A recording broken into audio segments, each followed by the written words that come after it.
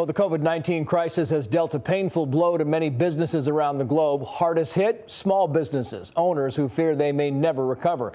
Is it an overreaction or do these concerns have merit? Let's bring in business owner and entrepreneur Tom Maoli. He joins us live by Skype from Mendham, New Jersey. And Tom, I was reading your talking points here and got a little concerned because you say that you believe that the effects, the fallout from this could be more severe than the 2008 financial crisis. Explain that to us.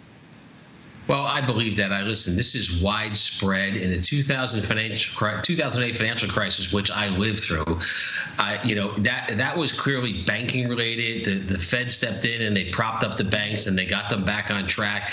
It affected a lot of businesses, but it was quick and sharp. They came in and they started propping up the banks. The market started returning. It was a short period of time. This is widespread. Every business owner, every entrepreneur that I know is devastated by this. I own retail shopping centers. Every single one of my tenants is wondering how they're going to pay their rent and survive because there is no business. Restaurants are shut down.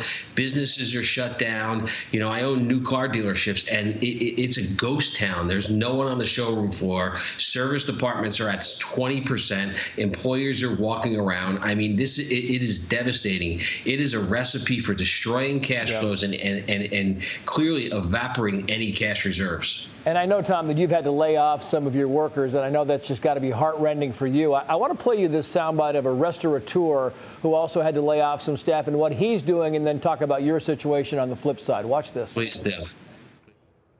When they come in tomorrow to get their final checks, they'll get their packets, but then also to-go bag of dinners, probably enough for a couple of days for a family of 4, for everybody to get a dinner. Bigger families will take 2, and everyone gets toilet paper. We don't know what comes next. And heartbreaking, after 35 years, to tell 50 people, you don't have a job after today. I think the best part of that soundbite is when he says, we don't know what comes next. And you're kind of in the same boat, Tom, because you had to lay off people and you don't know what comes next. And it's got to be emotionally devastating for someone like you. Oh, it's emotionally heart-wrenching. I mean, I've been in business for 40 years, and, to come in and have to lay off 20% of your staff, and, I really believe, and we have a plan in place, there's another 20% coming. I don't think the end is anywhere in sight. It is devastating. It is destroying every single business that is out there. There's not one that you could speak to that's not affected by this. And, you have to realize we're under quarantine in the Lehman crash and the financial crisis. People weren't under quarantine. People were going out. They were buying cars. They were getting their car serviced. Their 401ks may have been hurt, but they still were able to go out. I mean, you're talking about restaurants. You're talking about food stores that have limitations on what you can buy. I mean, we're touching on on depression eras. Yeah. Well, you mentioned that this affected every business, and that a couple of businesses actually have been saved by this, and they've been boosted. I just talked to a buddy of mine. His name's Kev McGoy. He runs a trucking company, and they're running on all cylinders, Tom. So some companies, despite this downturn, are trying to get the goods to market, and they've never been busier.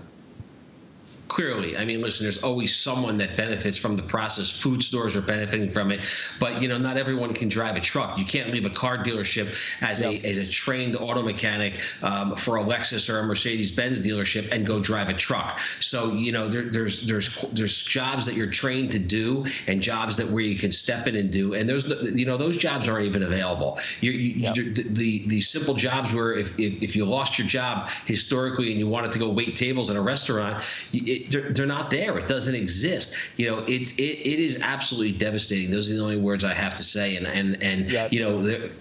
everyone is worried about cash reserves and supporting their businesses and payroll and how they're going to do it. I spent the last 3 days on the phone with banks trying to work through deals with them to have sabbaticals on loan payments. Yeah. And on that note, we talk about this $300 billion small business bill. Some of the GOP politicians have talked about this earlier. Listen to this, and we'll get your response. I think there's broad general agreement that small businesses in this country will not be able to survive unless there's extraordinary assistance. And so the idea behind the proposal that we are finalizing now is the idea of how can we transfer money as quickly as possible to help small businesses. In the state of Maine, in the last 3 days, there were more claims for unemployment compensation than in all of March of last year. 3 days. Yeah, what do you think? About 20 seconds, Tom. Is it going to help? Well, it's going to help, but it's not going to come out fast enough. I think there's going to be a lot of businesses that are going to close the door. It's not going to hit fast enough. The president's doing a fabulous job with how he's handling the crisis, but clearly he has to worry about the population first and then business second. And that's what we're doing at our company. Yeah, you're taking it one at a time, or is there a business you're leaning to? I mean, you've got real estate development, you've got car dealerships. Is there one you think will come back before the other? Well, clearly real estate is on its back right now. I think the housing market, I think you may have a housing market crash behind what's going on here. I'm concerned about the banks. I think cars will snap back much quicker than anything else, but I think we're talking months. Tom,